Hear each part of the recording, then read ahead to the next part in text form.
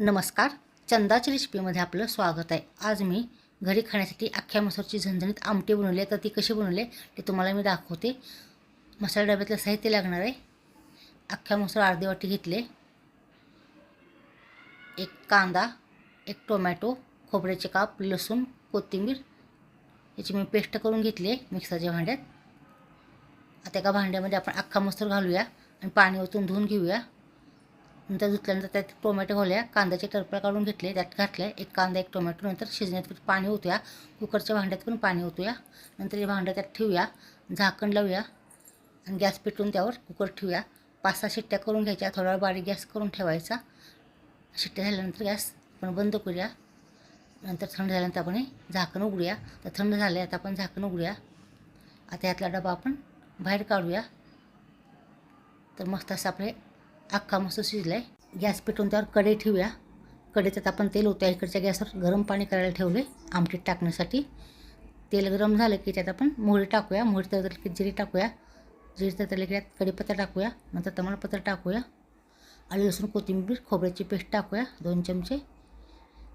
लाल तिखट, काळं तिखट, चवीपुरतं सगळं टाकायचं। थोडीशी हळद टाकायची। चांगलं हे मिक्स करून घ्यायला तेलात। लागेल तसं बारीक मोठा गॅस करायचा। नंतर कांदा त्यात घालायचा शिजलेला, टोमॅटो त्यात टाकायचं शिजलेला उचलून, टोमॅटोचं साल त्यातली काढून टाकायची। चांगलं हे मिक्स करून घ्यायचं।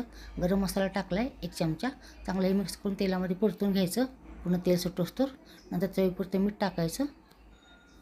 चांगलं मिक्स करून घ्यायचं, पूर्ण बारीक झालं पाहिजे। नंतर त्यात आपण अख्खा मसूर घालूया शिजलेला सगळा।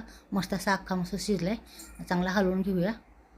तर मी बारीक गॅस केलं आहे, चांगलं मिक्स करून घ्यायचं हलवून। त्यात थोडंसं पाणी घालूया, गरम केलेलं त्यात घालूया। नंतर परत हलवून घेऊया। तुम्हाला जेवढी आमटी बनवायची तेवढी त्यात पाणी घालायचं। तर मस्त अशी सरबरीत आमटी खायला मस्त लागते।